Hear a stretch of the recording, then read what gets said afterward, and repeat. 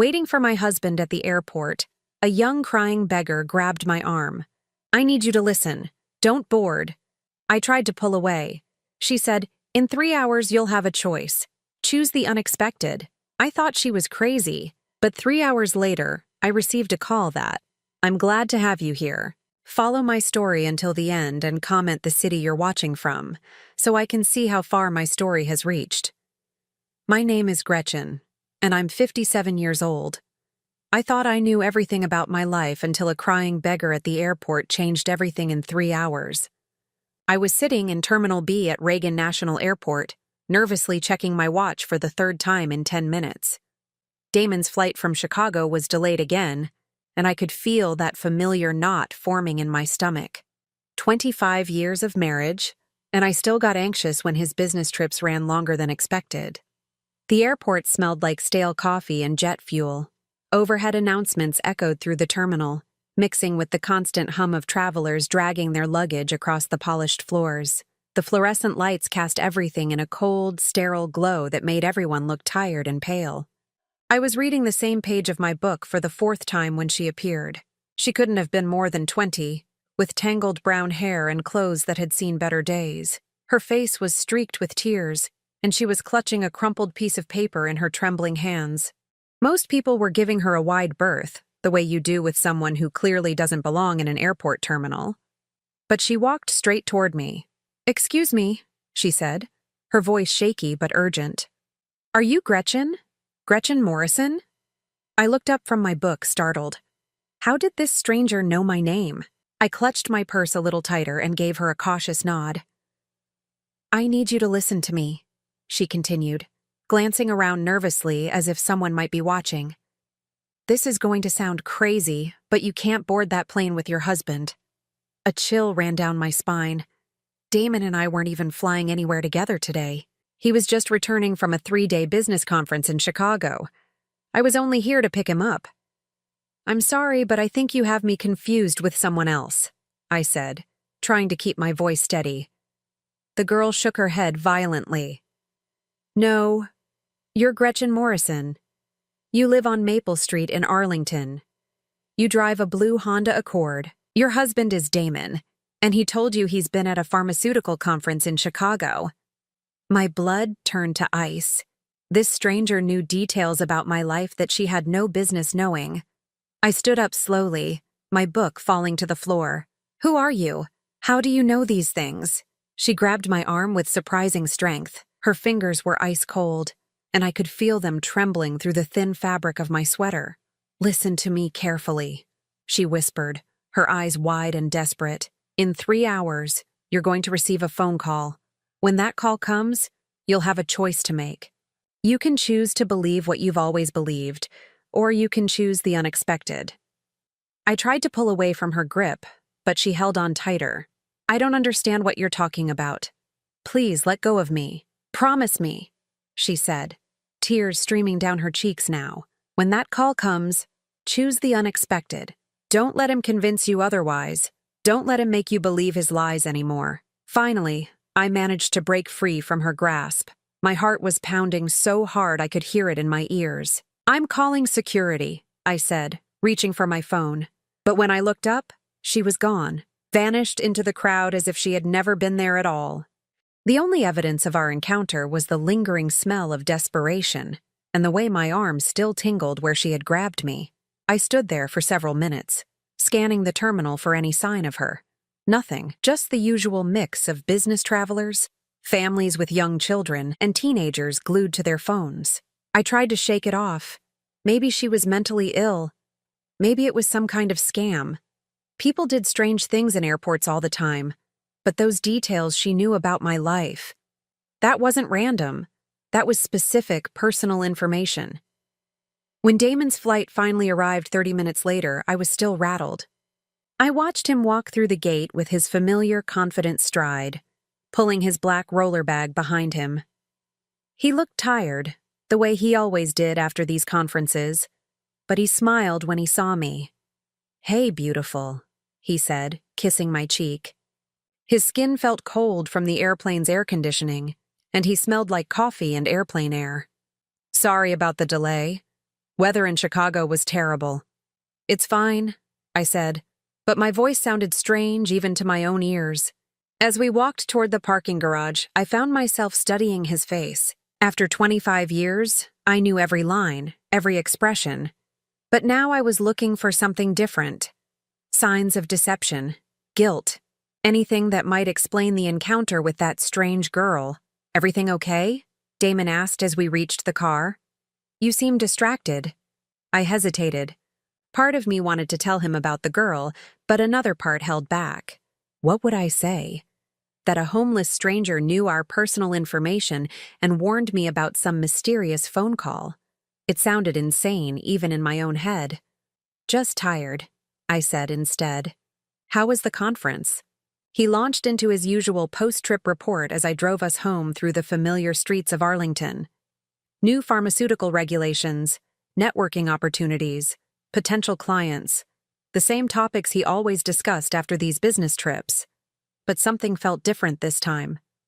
Maybe it was the girl's warning echoing in my head, but I found myself paying closer attention to his words. Was he being more vague than usual? Were there gaps in his timeline that I had never noticed before? When we got home, Damon went straight to our bedroom to unpack. I could hear him moving around upstairs, opening drawers, hanging up clothes, normal post-trip activities. I made coffee and sat at our kitchen table, staring out the window at our small backyard. The afternoon sun was filtering through the oak tree we had planted on our 10th anniversary, casting dancing shadows across the lawn. 3 hours. The girl had said 3 hours. I looked at the clock on the microwave. It was 2:15 in the afternoon. That meant the call would come around 5:15, if the girl was right about anything. But that was ridiculous. Random strangers don't predict phone calls. This was all some kind of coincidence or misunderstanding. I tried to focus on normal things. I started dinner preparations, sorting through mail, planning my week. But every few minutes my eyes would drift to that clock. 2:30, 2:45, 3 o'clock. Damon came downstairs around 3:30, having changed into his comfortable weekend clothes. He kissed the top of my head as he passed by to pour himself a cup of coffee. "Smells good in here," he said, referring to the pot roast I had started. "I missed your cooking. The hotel restaurant wasn't good?" "Hotel food is hotel food," he said with a shrug. "Nothing beats a home-cooked meal." We sat together at the kitchen table, sharing comfortable silence the way couples do after decades together. But I kept stealing glances at him, searching for something I couldn't quite name.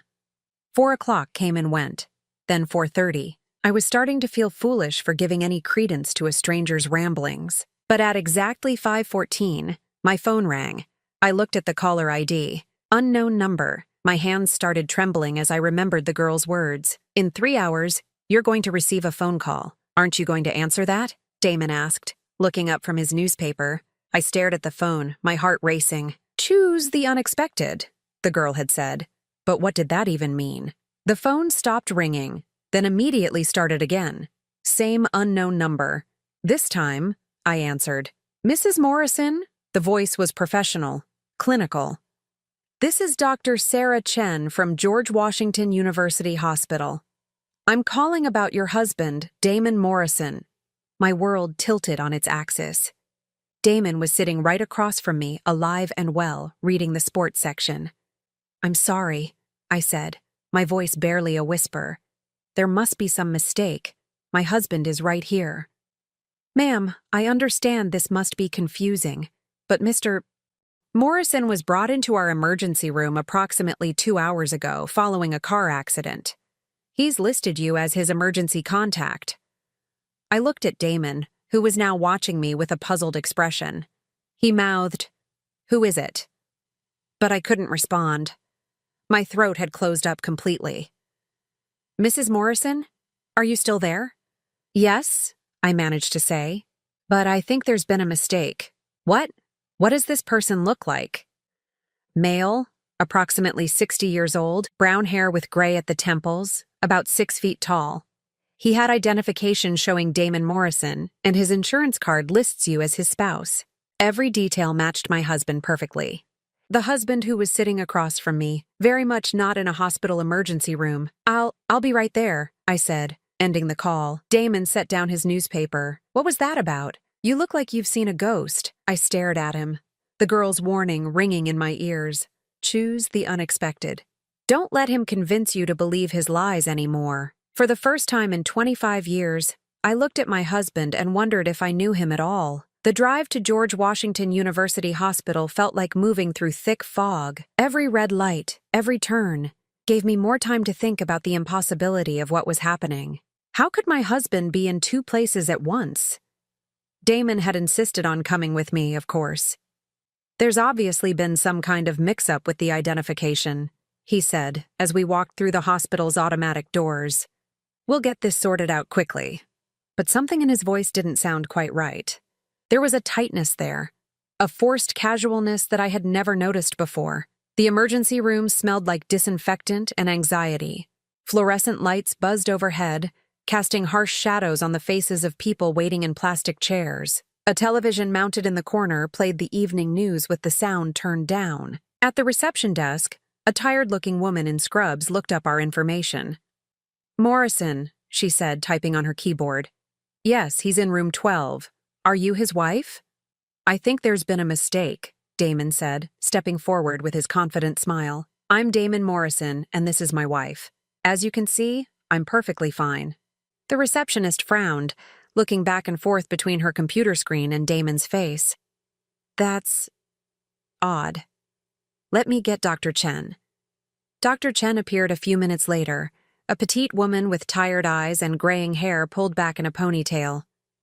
When she saw Damon, her expression shifted from confusion to something that looked almost like recognition.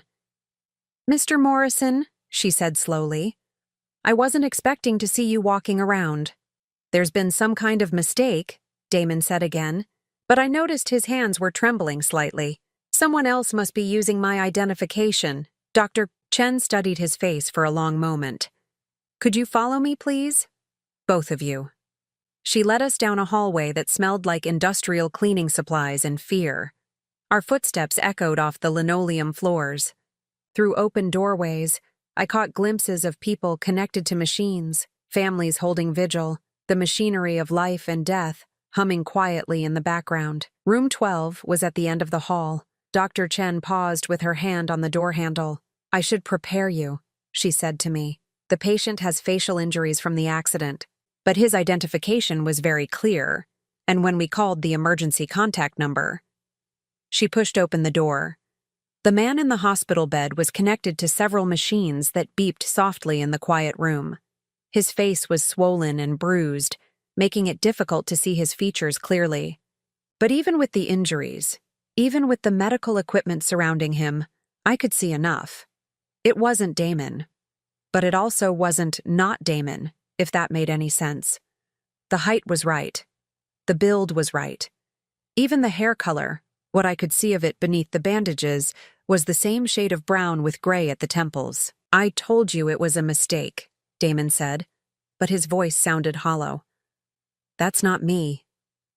Dr. Chen was watching him carefully.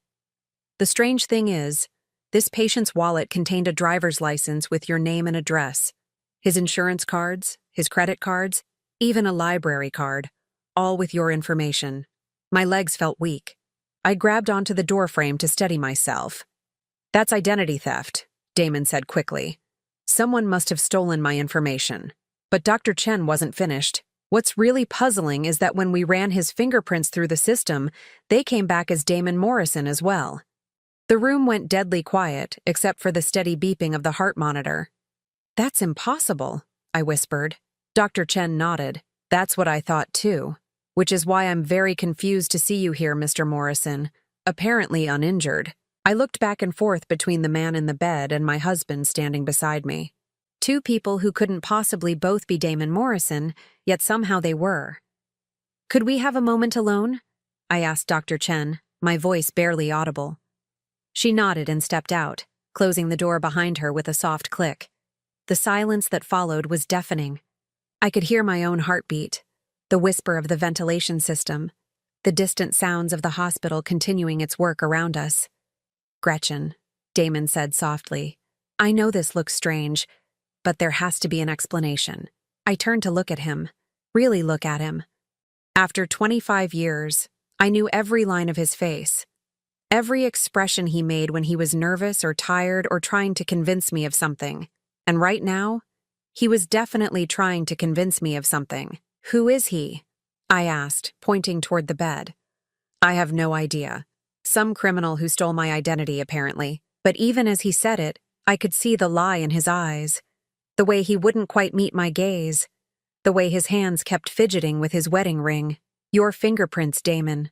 Dr. Chen said his fingerprints match yours. That's impossible. She must be mistaken. I walked closer to the bed, studying the injured man's face despite the swelling and bruises. There was something familiar about the shape of his nose, the set of his jawline. How long have you been living a double life? I asked quietly, not turning around. The silence behind me stretched so long that I thought maybe he had left the room. But when I finally turned around, he was still there, his face pale and his hands clenched into fists. I don't know what you're talking about. The girl at the airport, I said, the pieces starting to fall into place. She knew you'd been lying to me. She knew about this somehow. Damon's face went even paler. What girl at the airport? A young woman, maybe 20 years old. She warned me about a phone call. She said when it came, I should choose the unexpected instead of believing your lies. For the first time since I'd known him, Damon looked genuinely afraid. Gretchen, listen to me, he said, taking a step toward me. Whatever someone told you, whatever you think you know, it's not what it seems. Then explain it to me, I said, crossing my arms. Explain how there are two Damon Morrisons. Explain how this man has your fingerprints, your identification, your emergency contact information. Explain how a stranger at the airport knew about phone calls that wouldn't happen for 3 hours. He opened his mouth, then closed it again. For 25 years, Damon had always had an answer for everything. He was the kind of man who could talk his way out of any situation, who could make you believe that black was white if it served his purposes. But now, for the first time, he had nothing to say. I need some air, I said, moving toward the door. I'll be in the parking lot when you're ready to tell me the truth. I left him standing there in that hospital room with machines beeping around us and walked out into the hallway. My legs felt like rubber, and my hands were shaking so badly I had to grip the wall to keep from falling. At the elevator, I pressed the button and waited. The girl's words echoed in my head. Choose the unexpected. Don't let him make you believe his lies anymore. What lies? How long had he been lying to me? And more importantly, what other truths was I about to discover? The elevator doors opened with a soft ding, and I stepped inside. As the doors closed behind me, I caught a glimpse of Damon through the window of room 12. He was standing over the bed, staring down at the injured man who somehow shared his identity. And for just a moment, before the elevator descended and took him out of view, I could have sworn I saw him reach out and touch the other man's hand, like he was saying goodbye to someone he cared about. The elevator descended toward the ground floor, carrying me away from the hospital room where my husband stood with another version of himself. But I wasn't running away from the truth anymore. I was running toward it, even if it destroyed everything I thought I knew about my life. Because the girl at the airport had been right about one thing. In 3 hours, I had received a phone call that changed everything, and now I was choosing the unexpected, no matter how much it might hurt. By the time the elevator doors opened in the lobby, I had made my decision. I was going to find out who my husband really was, even if it meant discovering that I had never known him at all. I didn't go to the parking lot. Instead, I found myself sitting in the hospital cafeteria, staring at a cup of coffee that had long since gone cold. The fluorescent lights buzzed overhead, and the smell of institutional food mixed with disinfectant created an atmosphere of surreal normalcy. My phone had been buzzing with text messages from Damon for the past hour. Where are you? We need to talk. Please come back. I ignored them all. Instead, I kept thinking about that moment in the elevator when I saw him touch the other man's hand. There had been tenderness in that gesture, familiarity. You don't touch a stranger like that. especially not a stranger who's supposedly stolen your identity. Excuse me, are you Mrs. Morrison? I looked up to see a woman about my age, maybe a few years younger, with shoulder-length blonde hair and worried blue eyes. She was clutching a leather purse against her chest like a shield. Yes, I said cautiously. Do I know you? She sat down across from me without being invited, her hands trembling as she placed them on the table. My name is Linda. Linda Morrison. The name hit me like a physical blow. Morrison. She was claiming to be a Morrison, too. I think we need to talk, she continued, her voice barely above a whisper. About Damon. My mouth went dry. I don't understand. Linda reached into her purse and pulled out a photograph. She slid it across the table toward me. It was a family photo. Linda, the man currently lying unconscious in room 12, and 2 children. A boy who looked about 15 and a girl who appeared to be around 12. The man in the photo was definitely the patient upstairs, but he was also definitely Damon. The same smile, the same way of holding his shoulders, even the same small scar above his left eyebrow that he'd gotten in college playing baseball. How long? I asked, my voice cracking. 15 years, Linda said, tears starting to fall down her cheeks.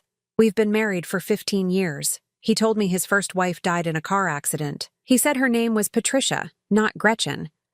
I felt like I was drowning. 25 years of marriage, and for the last 15 of them, my husband had been living an entirely separate life with another family. The children, I managed to say. Are they? His? Yes. Sarah is 20, and Michael is 17 now. Linda wiped her eyes with a tissue from her purse. Sarah was the one who found out about you. My heart stopped. Sarah? She's been trying to figure out why her father disappears for days at a time, why he's so secretive about his work trips. She hired a private investigator with money she saved from her job. The pieces were falling into place with terrifying clarity. The girl at the airport, she said her name was Sarah. Linda nodded miserably. She wanted to warn you before you went on that trip to Hawaii that Damon had planned. She said you deserved to know the truth before you signed any more legal documents. What legal documents? The power of attorney papers he's been asking you to sign. Sarah found out he needs access to your accounts to pay for Michael's college tuition. Our savings are almost gone. I felt sick. For months, Damon had been pressuring me to sign a power of attorney, claiming it was just for estate planning purposes. He said it would make things easier if something ever happened to him during one of his business trips. He's been using my money to support your family. Linda's face crumpled with shame. I didn't know about you until 3 days ago when Sarah told me what she'd discovered. I thought the money was coming from his pharmaceutical sales job. I thought we were living on his income. I stared at the family photo, studying the faces of these children who were apparently my husband's other family. Sarah, the girl from the airport, had her father's eyes, but a determined set to her jaw that reminded me of myself at that age. Why are you telling me this? I asked. Because it's not right, Linda said firmly. What he's done to both of us isn't right. And because... She hesitated, then pulled out another photo. This one showed Damon, the Damon I knew, the one I lived with, standing outside a small house I'd never seen before. He was holding hands with a woman who looked nothing like either Linda or me. She was younger, maybe in her 30s, with dark hair and a bright smile. There's someone else, Linda said quietly. Sarah thinks there might be a third family. The cafeteria around us seemed to blur and tilt. I gripped the edge of the table to keep from falling out of my chair. How many lives is he living? I whispered. We don't know. But Sarah found evidence of at least 3 different identities, 3 different addresses, 3 different families. I thought about all those business trips over the years. Chicago every month, sometimes Denver, occasionally Phoenix. I had never questioned them because Damon worked in pharmaceutical sales, and it made sense that he would need to travel to meet with clients. But what if there were no clients? What if each trip was just him cycling between his different wives, his different lives? The man upstairs, I said, looking toward the ceiling as if I could see through to room 12. That's really him, isn't it? Not some stranger with stolen identification. Linda nodded. That's my husband, the father of my children. And apparently, He's your husband, too. We sat in silence for several minutes, both of us trying to process the magnitude of the deception. Around us, hospital staff moved through their routines, families waited for news about their loved ones, and life continued as if the world hadn't just tilted off its axis. "What do we do now?" I finally asked. Linda reached across the table and took my hand. Her fingers were cold but steady. "We find out the truth," she said. "All of it. Sarah has been keeping detailed records of everything she's discovered. Names, addresses, bank account numbers. She wants to meet with you." "Where?" "Tomorrow morning. There's a coffee shop on King Street in Alexandria called The Daily Grind. 10 o'clock. I nodded, even though part of me wanted to run away from all of this. Go home. Pretend I'd never received that phone call, never met the girl at the airport, never discovered that my entire marriage was built on lies. But I couldn't unknow what I now knew, and more importantly, I couldn't let him continue to hurt other people the way he'd hurt Linda and me. "There's something else," Linda said, her voice dropping even lower. "Sarah thinks he might be planning to disappear completely. She found evidence that he's been moving money offshore, selling properties we didn't know he owned." "What does that mean?" "It means he might be planning to abandon all of us, take whatever money he's accumulated from his different lives, and start over somewhere else." The thought made my stomach lurch. After 25 years, was Damon really planning to just vanish? Leave me with nothing but questions and debt? My phone buzzed again. Another text from Damon. "Gretchen, please. Come back to the hospital. We need to figure this out together." I showed the message to Linda, and she let out a bitter laugh. "He's probably panicking right now," she said, "wondering how much you know, trying to figure out how to spin this. Should I go back?" "Not yet. Let him wonder. Let him worry." Linda gathered up the photos and put them back in her purse. "Tomorrow, after you meet with Sarah, you'll have all the information you need. Then you can decide how you want to handle this." We exchanged phone numbers and agreed to stay in touch. As Linda walked away, I watched her go and wondered how many other women like us there were. How many other families had Damon built his lies upon? I finally left the hospital around 10 o'clock that evening. The parking lot was mostly empty, and my footsteps echoed off the concrete as I walked to my car. The night air was crisp and clear, a stark contrast to the suffocating atmosphere of secrets and lies I'd been breathing all day. When I got home, Damon's car wasn't in the driveway. The house was dark and silent, which was unusual. In 25 years of marriage, Damon had never stayed out all night without telling me where he was going. I let myself in and turned on the lights. Everything looked exactly the same as it had that morning.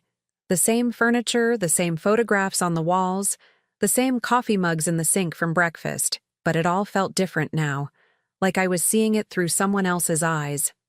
On the kitchen counter, I found a note written in Damon's familiar handwriting.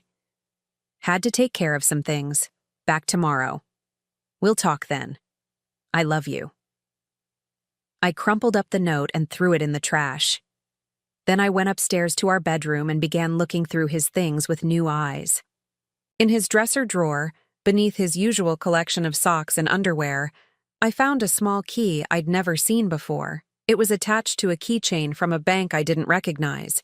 First National of Denver, one of the cities he traveled to regularly. I sat on our bed, holding that key and thinking about everything Linda had told me. 3 families, 3 identities, multiple bank accounts. How long had I been living with a stranger? My phone rang, interrupting my thoughts. It was an unknown number, but this time I answered immediately. "Mrs. Morrison? This is Sarah." The voice was the same one from the airport, but calmer now, more controlled. "I heard you met my mother today." "Your mother?" "Linda Morrison. Or I guess she's Linda Walsh now, since that's probably not her real married name either." I closed my eyes. Even the names were lies. "I need to see you," Sarah continued. "There are things you need to know before he comes home. Things that will help you protect yourself." "Tomorrow morning," I said. "The coffee shop." "Actually, I was thinking tonight. Can you meet me at Riverside Park in an hour? The parking lot by the boat launch. It's more private." Every instinct I had told me not to meet a stranger in a dark park at night. But Sarah wasn't really a stranger anymore. She was the daughter my husband had never told me about, the one who'd risked everything to warn me about the truth. "I'll be there," I said. An hour later, I was sitting in my car in the empty parking lot by the Potomac River. The water was black and still, reflecting the lights from the city across the river. I could hear the gentle lapping of waves against the shore and the distant hum of traffic from the George Washington Parkway. A small sedan pulled up beside me, and a young woman got out. Even in the dim light from the parking lot lamps, I could see that she looked exactly like the girl from the airport, but cleaned up. Her hair was pulled back in a neat ponytail, and she wore jeans and a Georgetown University sweatshirt. She got into my passenger seat without ceremony. "Thank you for coming," she said. "I know this is all incredibly overwhelming." That's an understatement. Sarah pulled a thick folder from her backpack and handed it to me. "Everything is in here. Bank records, property deeds, marriage certificates, birth certificates for me and my brother, and evidence of the third family." I opened the folder with trembling hands. The first document was a marriage certificate dated 15 years ago, Damon Morrison and Linda Walsh. The second was a marriage certificate dated 8 years ago, David Morrison and Elena Vasquez. David Morrison, not Damon. Another identity entirely. "Elena lives in Phoenix," Sarah explained. "She has twin boys who are 7 years old. She thinks her husband is a traveling medical equipment salesman named David, who lost his first wife to cancer." I felt like I was going to be sick. "How did you find all this?" "I'm a computer science major," Sarah said simply.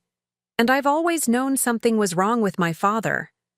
The way he would disappear, the way he never talked about his past, the way he always paid for everything in cash. So I started digging. I flipped through the documents, each one revealing another layer of deception. Bank accounts in 3 different states, property holdings I'd never heard of, credit cards and names I didn't recognize. He's been systematically draining money from all 3 families," Sarah continued, "moving it into offshore accounts. My mother thinks they have $20,000 in savings, but their account actually only has $800 in it." "What about Elena?" "She's in the worst position.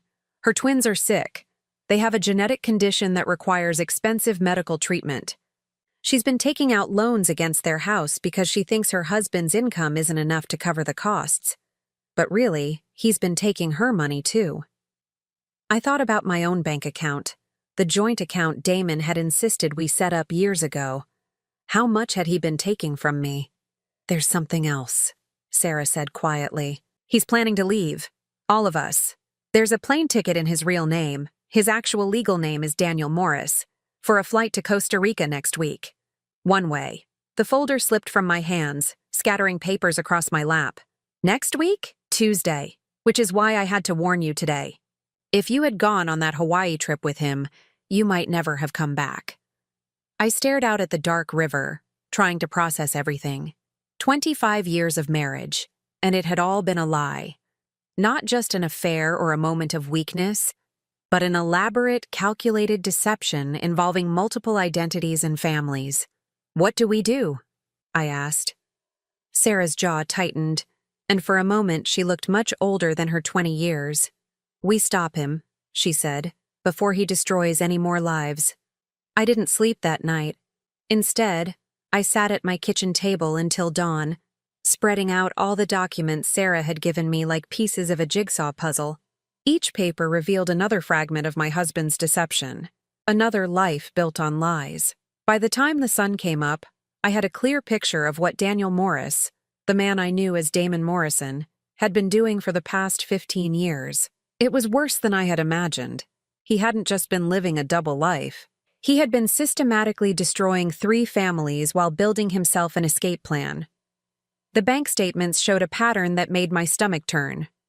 Regular transfers from accounts in my name, Linda's name, and Elena's name, all flowing into a central account in the Cayman Islands.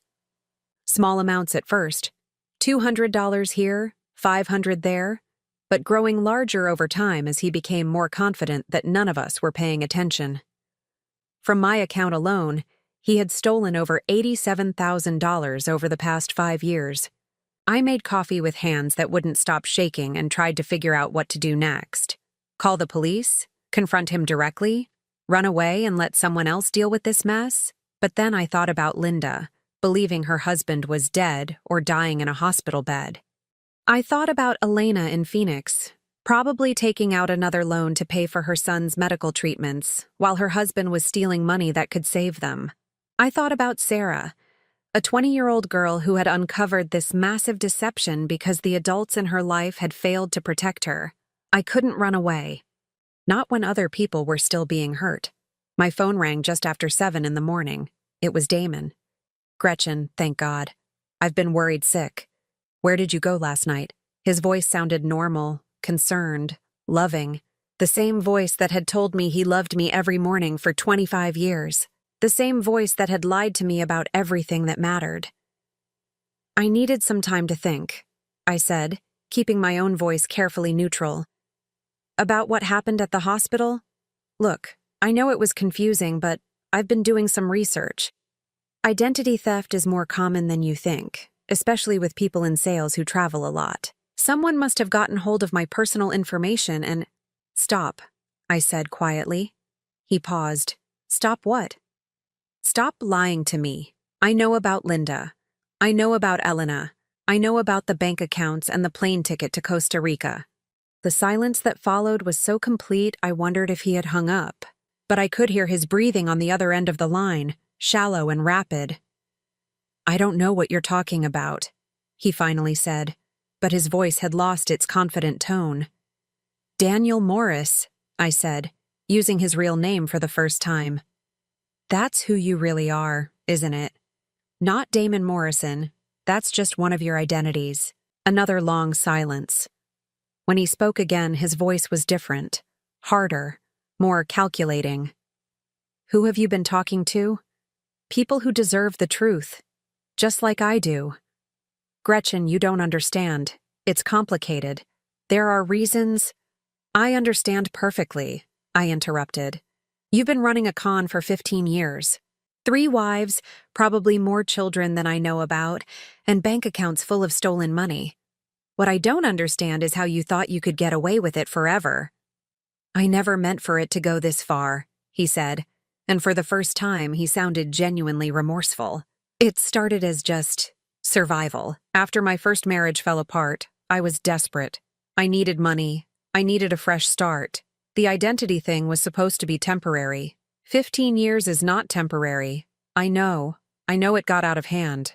But Gretchen, I do love you. Whatever else you believe, please believe that." I almost laughed. "You love my bank account. You love having a stable home base between your other lives. But you don't love me, Daniel. You don't even know me."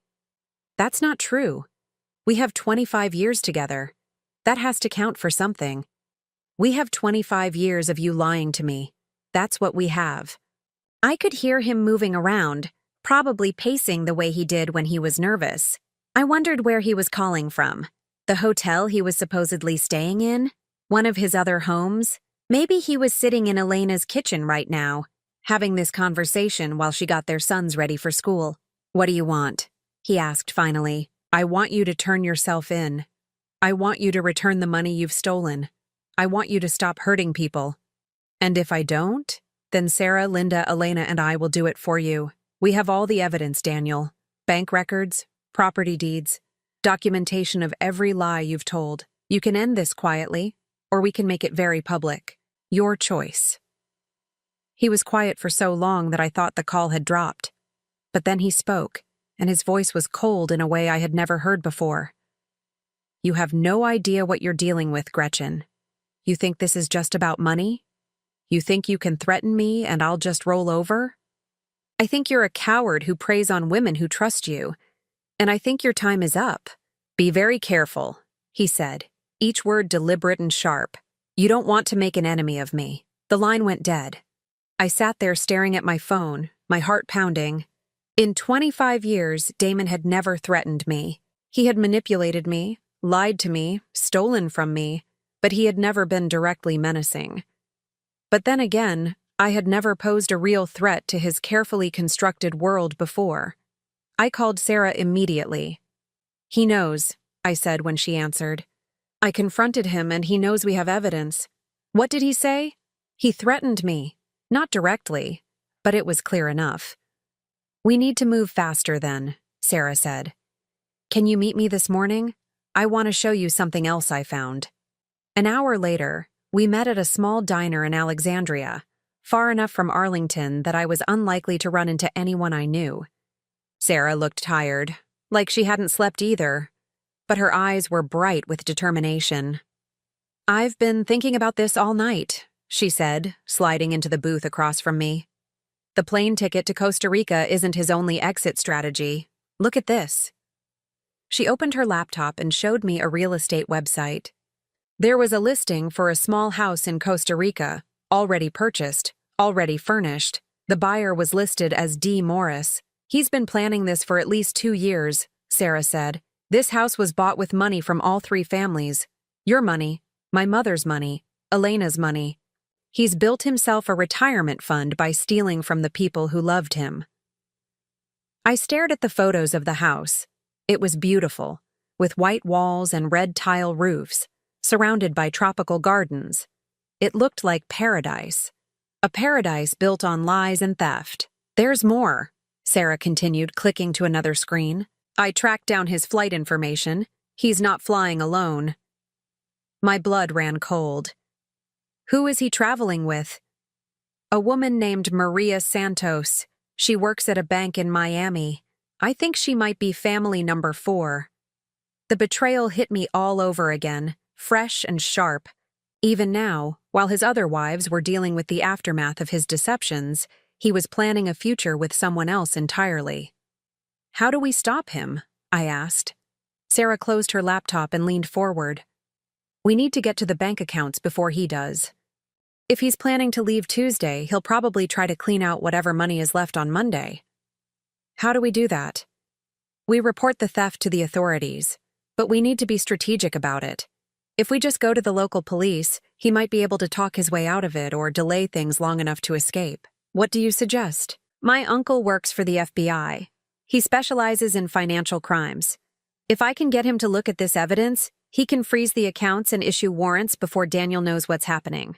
I nodded slowly. The idea of involving federal law enforcement was terrifying, but it was also the only way to ensure that Daniel couldn't hurt anyone else. There's something else we need to consider, Sarah said, her voice dropping lower. My mother doesn't know about Elena yet, and Elena doesn't know about either of you. We need to decide whether to tell them before we involve the authorities, or let them find out when everything becomes public. I thought about Linda, already devastated by the discovery of my existence. How would she handle learning about a third wife? And what about Elena, dealing with her sick children while her husband lived a lie? They deserve to know, I said finally.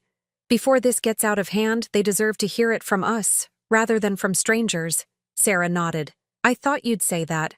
I've already reached out to Elena. She thinks I'm a journalist doing a story about medical equipment sales. I'm supposed to call her this afternoon. And Linda? She knows I was meeting with you. She's waiting to hear what we decided to do. I looked out the window of the diner, watching normal people go about their normal lives. A woman walking her dog. An elderly man reading a newspaper on a bench. A young couple holding hands as they crossed the street. I envied them their normalcy, their ability to trust that their lives were real and stable. But I also felt a strange sense of clarity. For the first time in 25 years, I knew exactly what I was dealing with. The lies were over, even if the truth was devastating. Let's do it, I said. All of it. Contact your uncle. Tell Elena the truth. Prepare Linda for what's coming. Let's end this. Sarah smiled, and for a moment she looked exactly like her father. Not the lying, manipulative Daniel Morris, but the charming, confident man I had fallen in love with 25 years ago. He chose the wrong families to mess with, she said. He thought we were all weak, isolated, easy targets, but he was wrong. I raised my coffee cup in a mock toast. To choosing the unexpected. Sarah clinked her cup against mine. To getting our lives back. As we sat there planning Daniel's downfall, I felt something I hadn't experienced in years. Hope. Not for reconciliation or forgiveness, but for justice.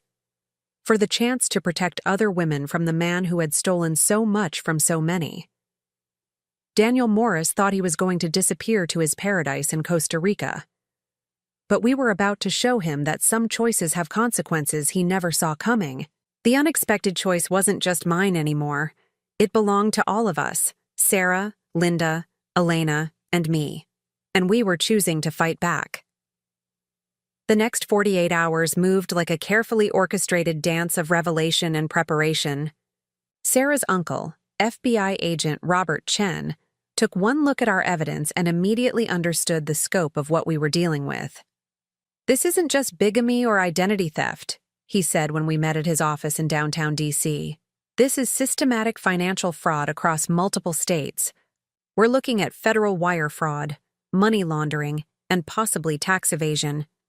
Agent Chen was a serious man in his 50s with graying hair and eyes that missed nothing. He spread our documents across his desk like he was solving a complex puzzle. "The good news is that we can move quickly," he continued. "With this much evidence, I can get warrants to freeze his accounts within hours. The bad news is that once we start this process, there's no going back. Everyone involved becomes part of a federal investigation." I looked at Sarah, who sat beside me taking notes in a small notebook. She had been my anchor through all of this, the steady voice of reason when everything else felt like chaos. "What about the other wives?" I asked. "Linda and Elena? They'll be interviewed as victims, but they'll also need to provide testimony. It could take months to sort through all the financial records and figure out exactly how much money was stolen from each family." "And Daniel?" Agent Chen's expression hardened. "If he tries to leave the country Tuesday as planned, he'll be arrested at the airport. If he doesn't show up for that flight, we'll issue a federal warrant and bring him in wherever he is." After leaving the FBI office, Sarah and I drove to a small cafe in Georgetown where Linda was waiting for us. She looked like she had aged 10 years in the past 3 days. Her blonde hair hung limp around her face, and there were dark circles under her eyes. "How did it go?" she asked as we sat down. "It's happening," Sarah said gently. "Uncle Robert is filing the paperwork today. By tomorrow morning, all of Daniel's accounts will be frozen." Linda nodded slowly. "And Elena?" This was the conversation I had been dreading. The night before, Sarah had finally reached Elena Vasquez in Phoenix and told her the truth about her husband's other families. According to Sarah, Elena had hung up 3 times before finally staying on the line long enough to hear the whole story. "She's flying here tonight," Sarah said. "She wants to meet all of us before the FBI gets involved." "How is she handling it?" Sarah exchanged a glance with me. "About as well as you'd expect. She's angry, confused, and scared. Her twins are supposed to start a new treatment program next week that costs $15,000. She was planning to use money from their joint savings account, but now she knows that account is probably empty." Linda put her face in her hands. "Those poor children." "The FBI says they'll work to recover as much stolen money as possible," I said. "But it could take time." "Time those kids don't have," Linda said bitterly. We sat in silence for a few minutes, each lost in our own thoughts. Around us, the cafe buzzed with normal afternoon activity. Students working on laptops, business people having meetings, couples sharing dessert, life continuing as usual while our world fell apart. "I keep thinking about all the signs I missed," Linda said finally. "The way he never wanted me to answer the phone when he was home. How he always insisted on doing the taxes himself. The fact that he paid for everything in cash and never wanted to use credit cards." "We all missed signs," I said. "That's what he counted on. He was very good at making each of us feel like we were the only one who mattered." 20 years, Linda whispered. "I gave him 20 years of my life, and it was all a lie." Sarah reached across the table and took her mother's hand. "Not all of it, Mom. Michael and I are real. Your love for us is real. The life you built for us is real. He can't take that away." I watched this exchange between mother and daughter and felt a stab of envy. Sarah was strong, supportive, loyal, everything you'd want in a child. I had never had children with Damon, partly because he always said we should wait until his career was more stable. Now I wondered if that was just another lie. another way to keep his different lives separate. My phone buzzed with a text message from an unknown number. "We need to talk. Tonight. 8 p.m. Riverside Park where you met Sarah. Come alone or people will get hurt." I showed the message to Sarah and Linda. Sarah's face went pale. "That's him," she said. "That's his number from the Phoenix phone. He's threatening us now," Linda said, her voice shaking. I felt a cold anger settle in my chest. For 25 years, I had been afraid of disappointing Damon, afraid of not being good enough, afraid of losing his love. But now I knew his love had never been real, and I wasn't afraid anymore. "I'm going," I said. "No," Sarah said immediately. "It's too dangerous. We should call Uncle Robert. If I don't show up, he might run tonight instead of waiting until Tuesday. We need to keep him thinking he still has control until the FBI can act." "Then I'm coming with you," Sarah said. "Absolutely not. I won't put you at risk." We argued about it for another 20 minutes before I finally convinced them that I needed to handle this myself. Sarah gave me a small recording device that looked like a pen, and Linda made me promise to call them the moment the meeting was over. At 7:30 that evening, I was sitting in my car in the same parking lot where Sarah had revealed the truth about her father just days before. The sun was setting over the Potomac River, casting long shadows across the water. A few joggers ran past on the trail, but otherwise the area was quiet. At exactly 8 o'clock, a familiar sedan pulled up next to me. But when the driver got out, I barely recognized him. Daniel looked like he had been sleeping in his car for days. His usually perfect hair was disheveled, his clothes wrinkled, his face unshaven, but his eyes were the same, calculating, manipulative, searching for an angle. He got into my passenger seat without being invited, just like Sarah had done a few nights before. But where Sarah's presence had felt like salvation, Daniel's felt like a threat. "You look good, Gretchen," he said, as if this were a normal social meeting. "I've missed you." "Cut the act, Daniel. What do you want?" He sighed dramatically. "I want my wife back. I want us to work through this together." "Which wife? You have several to choose from." His jaw tightened. "You're the only one who matters. Linda, Elena, they were mistakes, complications. You're the one I actually love." "Love?" I couldn't keep the disgust out of my voice. "You stole almost $90,000 from me. You lied about everything for 15 years. You threatened me on the phone. That's not love, Daniel. That's abuse. I can explain all of that. The money, the other families. It got out of hand. But I never meant for it to hurt you." "Then why are you running away to Costa Rica with another woman?" For the first time, he looked genuinely surprised. "How did you—" He stopped himself, then laughed bitterly. "Sarah, my brilliant daughter. I always knew she was too smart for her own good. She's protecting her family, something you never did." Daniel was quiet for a moment, staring out at the darkening river. When he spoke again, his voice was different, quieter, more vulnerable. "Do you know what it's like to feel trapped in your own life? To wake up every morning and realize you've made choices that you can't take back? Is that supposed to make me feel sorry for you? No. It's supposed to help you understand why I made the choices I did. After my real first marriage fell apart, and yes, there was a real first marriage before you. I was broke, desperate, living in my car. When I met you, you were successful, stable, everything I needed to get back on my feet. So you used me. At first, yes, but then I fell in love with you, really fell in love. And I wanted to be the man you deserved, but I didn't know how to become that man without lying about who I really was. And Linda? Elena? Were they just more lies?" He rubbed his face with both hands. "Linda happened because I was traveling so much for work, and I was lonely. I told myself it was just temporary, just until I figured out how to be honest with you. But then she got pregnant with Michael, and suddenly I had another family depending on me. And Elena? Elena was—" He trailed off, then shook his head. "Elena was me trying to start over again.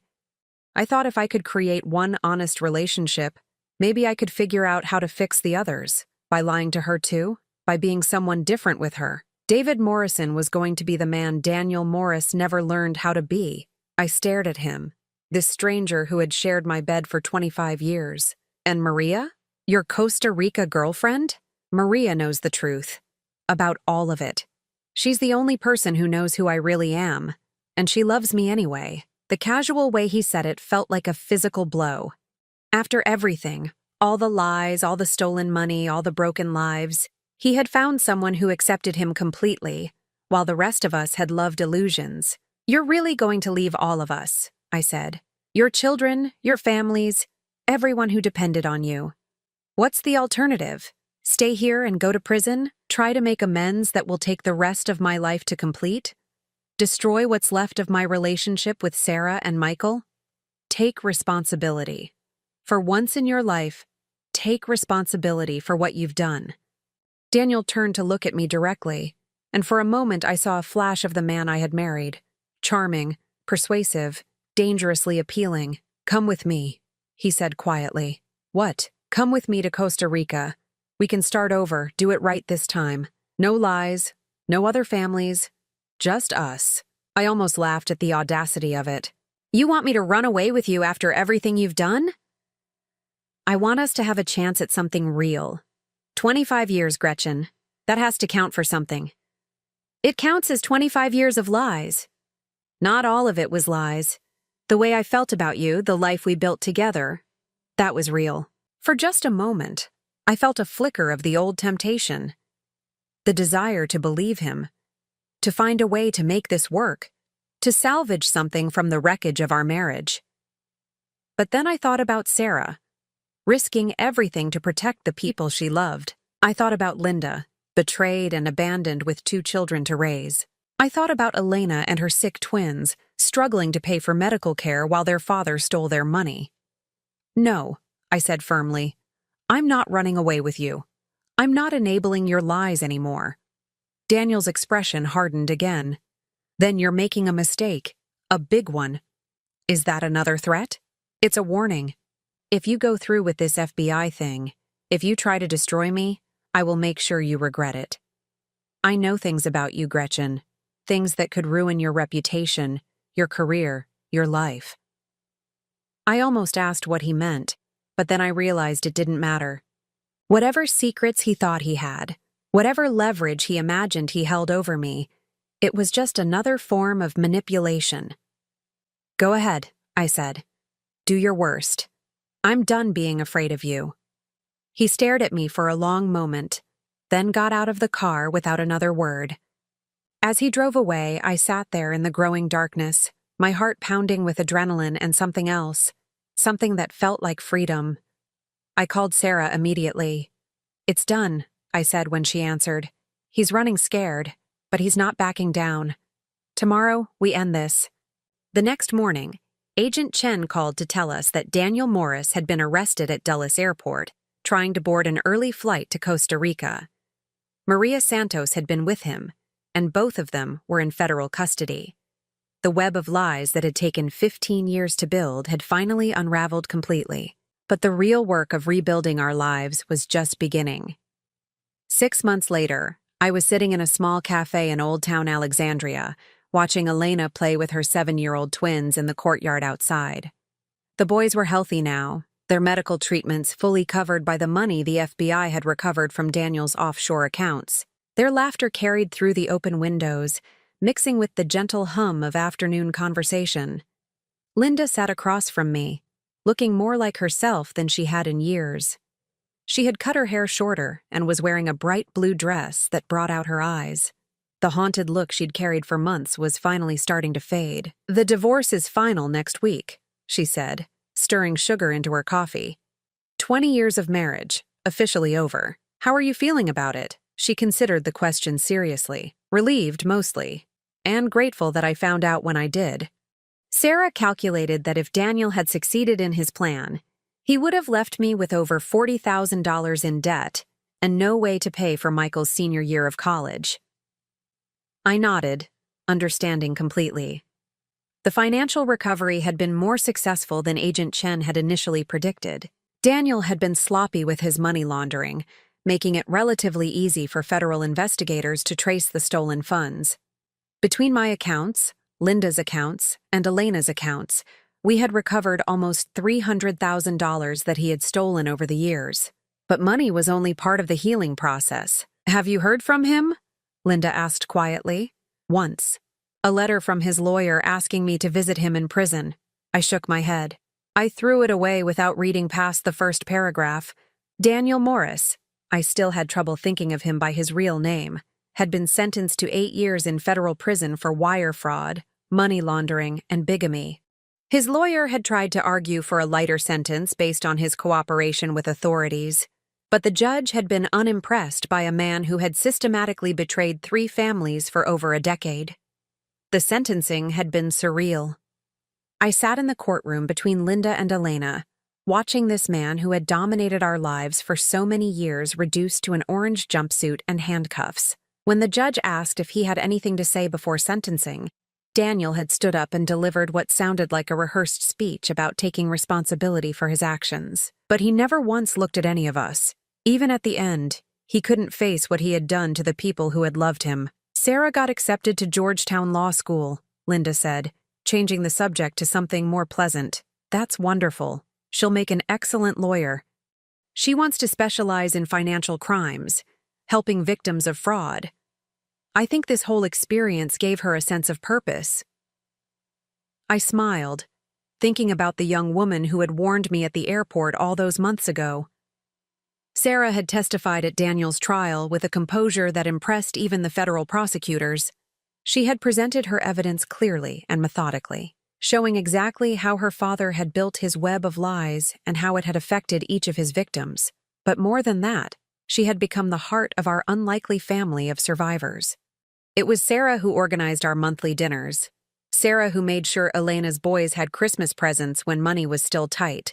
Sarah who helped me figure out how to rebuild my credit after Daniel's theft. "What about Michael?" I asked. "How is he handling all this?" Linda's expression grew more serious. "Better than I expected, actually. He was angry for a long time. At his father, at me for not seeing the truth sooner, at the whole situation. But he's been going to counseling, and I think it's helping." Michael had been the family member most devastated by the revelations about Daniel.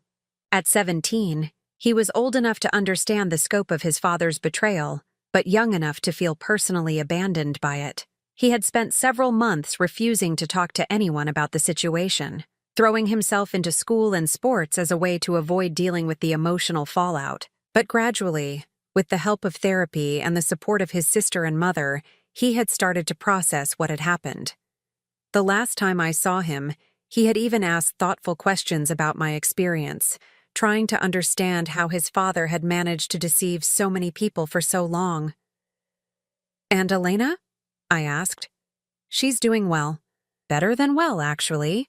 Did you know she went back to school?" I hadn't known that. Elena and I had developed a cordial relationship over the months since Daniel's arrest, but we weren't as close as Linda and I had become. The trauma of discovering her husband's other families had affected her differently. She had withdrawn from most social contact while focusing intensely on her children's needs. "Nursing school," Linda continued. "She says she wants to help other people the way the medical staff helped her boys. And she's been dating someone new, a pediatrician at the hospital where the twins receive their treatments. Good for her." Elena deserved happiness after everything Daniel had put her through. Of all of us, she had perhaps suffered the most practical consequences from his deception. While Linda and I had been hurt emotionally and financially, Elena had been caring for seriously ill children while believing she couldn't afford proper medical care. The stress of that situation had nearly broken her, but she had also shown remarkable strength once she learned the truth. Instead of falling apart, she had channeled her anger into action, working with Sarah and the FBI to uncover additional evidence of Daniel's crimes. It was Elena who discovered that Daniel had been using her son's social security numbers to open credit cards, adding identity theft to his list of charges. "What about you?" Linda asked, turning the conversation back to me. "Any regrets about not taking that trip to Costa Rica with him?" I almost choked on my coffee. Are you serious? She laughed. I'm kidding. But I mean it. Any regrets about how things turned out? I considered the question seriously. 6 months ago, I had been living a comfortable lie. Married to a man I thought I knew, building a future based on false foundations. Now, I was 57 years old, divorced, starting over in many ways. But I was also free. No regrets, I said finally. For the first time in 25 years, I know exactly who I am and what I want. That's worth more than any comfortable lie. It was true. The month since Daniel's arrest had been difficult in many ways, dealing with lawyers, testifying in court, rebuilding my finances, learning to live alone again, but they had also been liberating. I had sold the house in Arlington, the one where Daniel and I had built our fake life together. Too many memories, too many reminders of the lies I had lived with for so long. Instead, I bought a small townhouse in Georgetown, close enough to Sarah's university that she could visit easily, but far enough from my old neighborhood that I wouldn't constantly run into people who wanted to gossip about my situation. I had also made changes in other areas of my life. For years, Daniel had subtly discouraged me from maintaining close friendships, always finding reasons why we couldn't attend social events or why I shouldn't spend too much time with other people. Now, I realized that isolation had been part of his strategy, keeping me dependent on him for social connection and emotional support. So I had started reaching out to old friends, rebuilding relationships that had withered during my marriage. I had joined a book club, started volunteering at a literacy program, even signed up for painting classes at the community college. Small steps, but important ones in reclaiming the person I had been before Daniel Morris entered my life. I have something to tell you, Linda said, her voice taking on a more serious tone. I'm thinking about moving. Moving? Where? Portland, Oregon. My sister lives there, and she's been asking me to relocate for years. With Michael starting college in the fall and Sarah settled here in D.C., this might be the perfect time for a fresh start. I felt a pang of sadness at the thought of Linda moving so far away. Over the past 6 months, she had become one of my closest friends. We understood each other in a way that other people couldn't. We had shared the unique experience of discovering that our entire adult lives had been built on lies. When? I asked. This summer, probably. I've already started looking at jobs there. I'll miss you. I'll miss you too. But Portland isn't that far. And you could always visit. She was right, of course, and I understood her desire for a complete fresh start. Sometimes the only way to heal from trauma is to remove yourself entirely from the environment where it occurred. But her announcement made me think about my own future in a new way. For months, I had been focused on recovery, healing from the betrayal, rebuilding my finances, processing the emotional impact of Daniel's deception. But what came next? What did I want the rest of my life to look like? That evening, I sat on the small balcony of my Georgetown townhouse, watching the sun set over the Potomac River, the same river where I had met Sarah all those months ago, where she had handed me the folder that changed everything. My phone rang, interrupting my thoughts. It was Sarah. Are you watching the news? She asked without preamble. No. Why? Turn on Channel 7. There's a story about Dad's sentencing appeal being denied. I picked up the remote and found the local news station. Sure enough, there was a brief segment about Daniel's case, complete with file footage from his original sentencing. The reporter mentioned that Morris had attempted to appeal his conviction on technical grounds, but that the federal appeals court had upheld the original sentence. 8 years, no possibility of early release, the reporter concluded. Morris will remain in federal custody until 2032. I turned off the television and called Sarah back. How are you feeling about it? I asked. Relieved, mostly. I was worried they might reduce his sentence or find some technicality to let him out early. And now? Now I know he's really gone. For 8 years at least, none of us have to worry about him showing up and trying to manipulate us again. Sarah was quiet for a moment, and I could hear the sounds of campus life in the background, students talking, cars passing, the normal rhythms of a university evening. Can I ask you something? she said finally. Of course. See, do you ever wonder what would have happened if I hadn't warned you at the airport that day? If you had gone on that Hawaii trip with him? I had wondered about that many times over the past 6 months. If Sarah hadn't found the courage to approach a stranger with an impossible warning, if I hadn't chosen to believe her, if I hadn't decided to answer that phone call from the hospital, I think he would have convinced me to sign those power of attorney papers, I said. And then he would have cleaned out our accounts and disappeared, just like he planned. I probably would never have known about you and Michael and your mother. I would have spent the rest of my life wondering what had happened to my husband. I'm glad I stopped you. So am I. You saved my life, Sarah. All of our lives. No, she said firmly. You saved yourself. I just gave you information. You're the one who chose to act on it. She was right about that, too. The girl at the airport had warned me about a choice, and when that choice came, when the phone rang with news that should have been impossible, I had chosen to believe the unexpected rather than accept the comfortable lie. It was the most important decision I had ever made. After saying goodbye to Sarah, I remained on my balcony as darkness settled over the city. In the distance, I could see the lights of Ronald Reagan Washington National Airport, where this whole journey had begun. Somewhere out there, planes were taking off and landing, carrying people toward new destinations, new possibilities, new choices. Tomorrow, I had a job interview at a nonprofit organization that helped victims of financial fraud. The position would use my background in education to develop programs for people rebuilding their lives after economic abuse. It wasn't something I had ever imagined myself doing, but the work felt important, meaningful in a way my previous career never had. If I got the job, I would be helping other people navigate the aftermath of betrayal and deception. I would be turning my own painful experience into something that could benefit others. It seemed like the right next choice to make.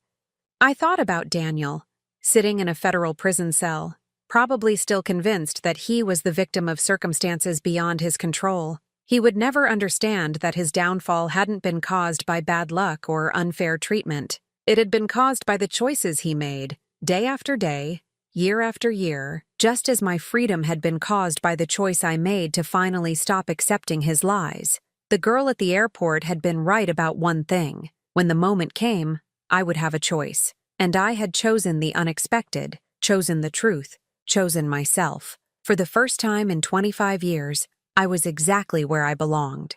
Now I'm curious about you who listened to my story. What would you do if you were in my place? Have you ever been through something similar? Comment below. And meanwhile, I'm leaving on the final screen 2 other stories that are channel favorites, and they will definitely surprise you. Thank you for watching until here.